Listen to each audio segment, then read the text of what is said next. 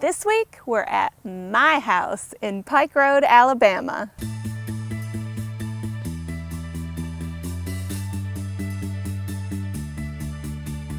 My husband actually discovered our neighborhood about 7 years ago, and I will never forget the day he found it. He came home from work and said, "Baby, you gotta get in the car, I gotta show you something."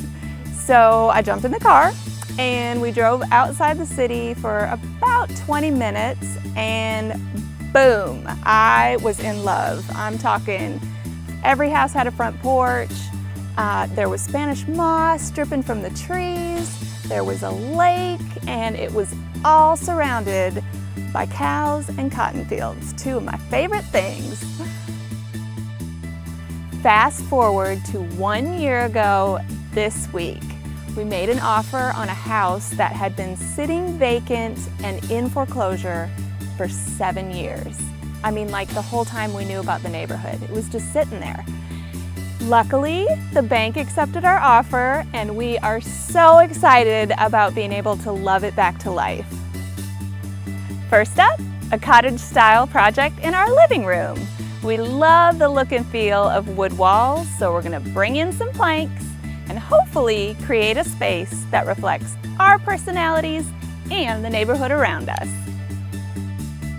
I'm Layla, part blogger, part designer, and one of my favorite things to do is help folks see the possibilities in their design dilemmas, whether we're picking out new paint colors or redesigning an entire room. I love it.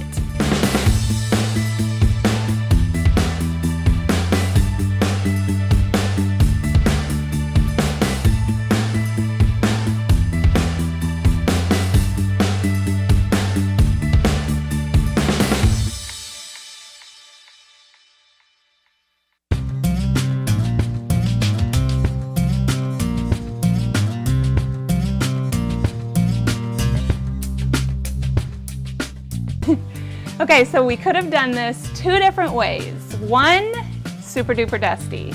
We could have ripped down the drywall, which we've done before, and it's crazy dusty. Like, we cleaned up dust for probably 5 years after we ripped down drywall at our last house.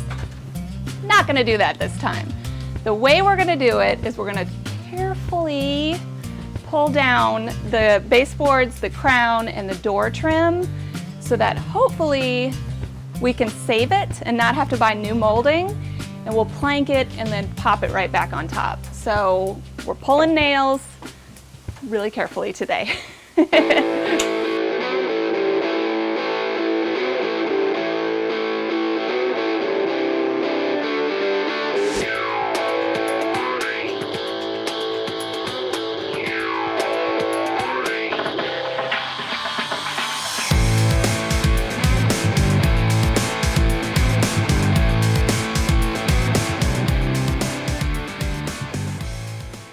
The trick to getting your molding, your base, your crown, your door molding off really well and not just totally wrecking your wall is to score. So you want to get a super sharp utility knife, box cutter, something like that, and just score, score, score, so that when you pry it away, it doesn't just pull all this drywall and all this paint off, because then you're just a whole nother renovation there. But Brian the carpenter said he uses a flat pry bar to kind of get under it, just to get under it, and then the curved one to actually be the muscle to pull it away from the wall. So the combo of these is great, and the wall is nice and clean, so we won't have much cleanup to do.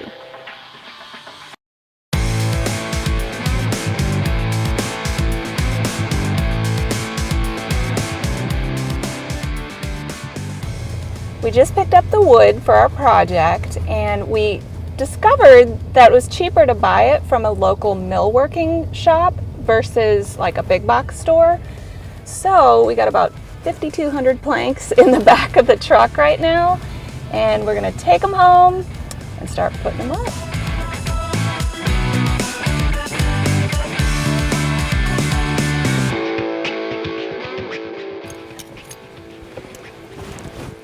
So we just picked out a simple pine for this project. It's tongue and groove, so hopefully it'll just lock together lickety-split.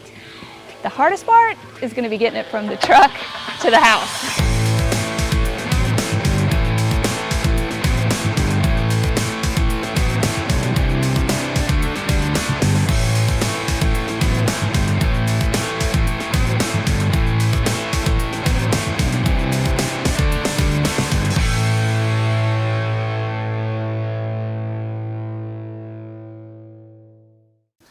All right, we're about to start attaching planks to the wall, and we've run into our first dilemma. Imagine that. So basically, what happened was this is an 8-foot plank of wood, and if we were to butt it up to the end of our doorway there, which is what you'd want to do, you're going to run into where you're not able to attach it to a stud at the back end. So you see how the studs are 18 inches on center apart from each other, which is kind of weird because they're usually 16 inches. Maybe saving a little money there, who knows? But anyways, the end of this plank is not going to be able to attach to a stud if we leave it this way.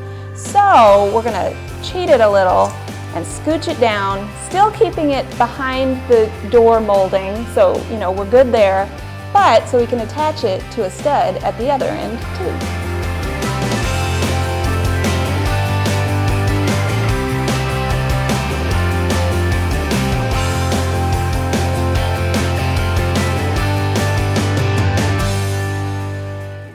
Okay, so dilemma number 2. Floor is not level. Awesome. In 4 feet, we have a 1/4 inch that we need to raise this. By the time we get to the end of the wall at 16 foot, it'll be 1 inch off the floor. Wow. So the solution, dun dun dun dun.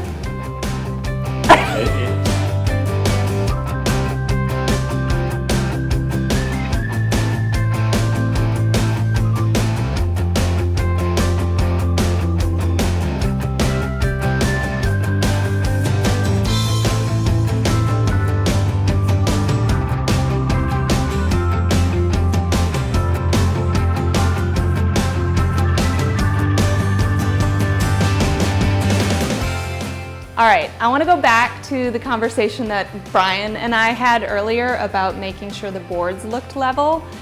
Now that we've got some up here, basically, in order for the boards to match the line of the crown molding, which was most important, I didn't really care if the furniture looked level. That's easy. We can do that with different shims and things like that.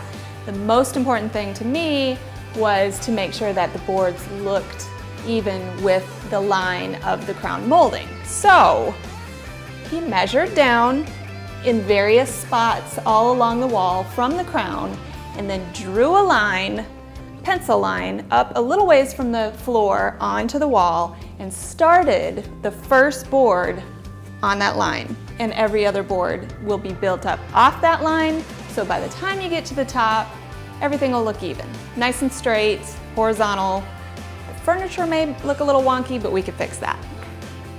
I just wanted to show you real quick Brian's amazing tool of the trade here for getting these planks together.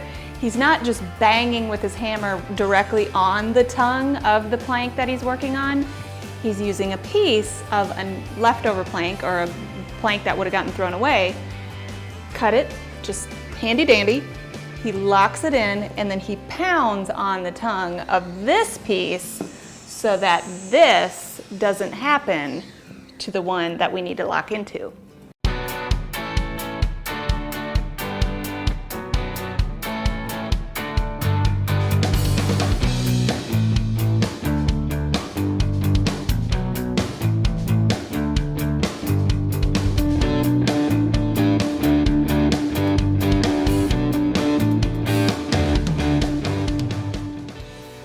Okay, everything is planked and retrimmed, and I'm excited because there wasn't a whole lot of caulking involved, just a little bit up at the ceiling and down along the floor. I wanted to make sure it looked like we had never removed the door trim and the baseboards and crown molding. So 1.5, 1.25 tubes of caulk, and we're done with that and we can move on to painting. I'm so excited. But before we do that, I wanted to show you real quick. We used electrical box extenders, which is just a little hollow plastic piece that you can slide into the holes that you cut out for the light switches and outlets. And that way, it's like you get that space back that you created by the depth of the plank. So once you screw them back in, everything's flush and fabulous.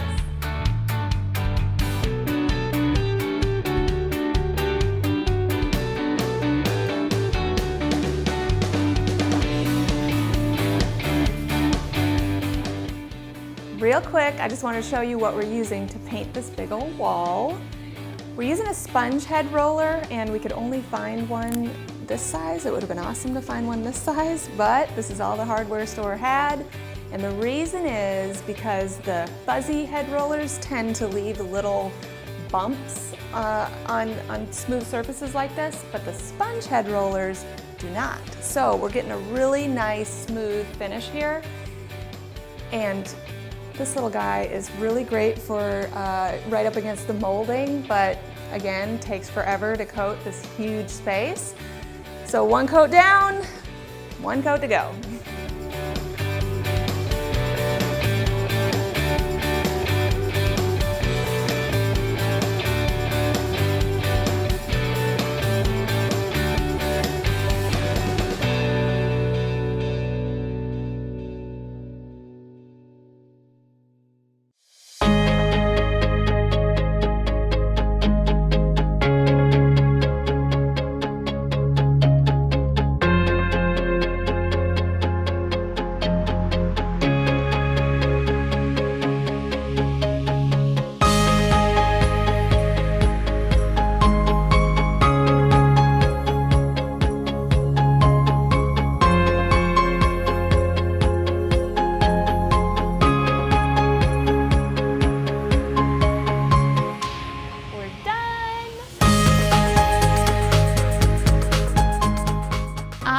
Love it. It turned out great. We decided to paint our wood wall bright white because we wanted to bring in a freshness and we love that cottage style. So bright white it was for us. But you could stain it, you could leave it natural, you could wax it, you could paint it. I mean, sky's the limit. We decided white and we loved the way it turned out. So as far as the accessories, we wanted them to really pop off of that white. So I chose a lot of really dark blacks and charcoals and browns and things that would really pop against that white backdrop. And speaking of the accessories, I also wanted to make sure that we used kind of a really good mix of really old and really new, just to keep things nice and balanced and fun. So for instance, over here, this is a new painting, but that's a really old sifter that I found at a flea market, and it creates a really unique and interesting art piece. Below it, a brand new frame, and then below that, some super old suitcases. So you have this really nice balance of old, new, old and new.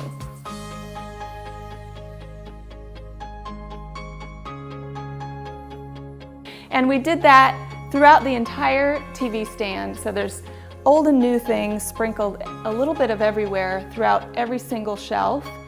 And then over on this side of the room, we're gonna eventually redo the fireplace. But for now, I just wanted that chair to really be able to pop off of the light gray wall. And in the future, I want to build white painted bookcases over there. So then the chair will really pop against that wall. So I kind of had to think ahead a little bit there, but I think it works now and it'll work in the future. But that's another episode.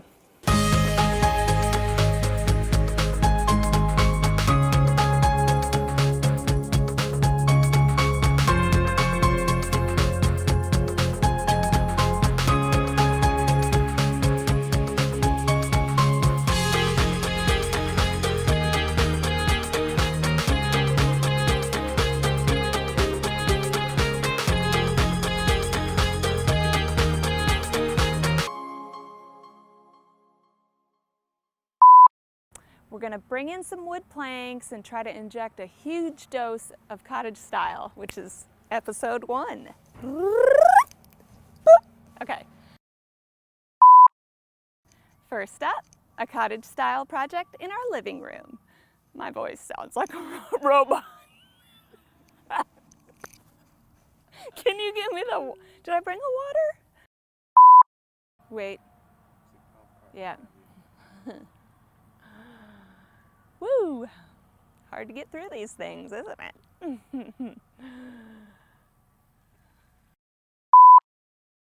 We love the look and feel of wood walls, so we're gonna bring in some planks and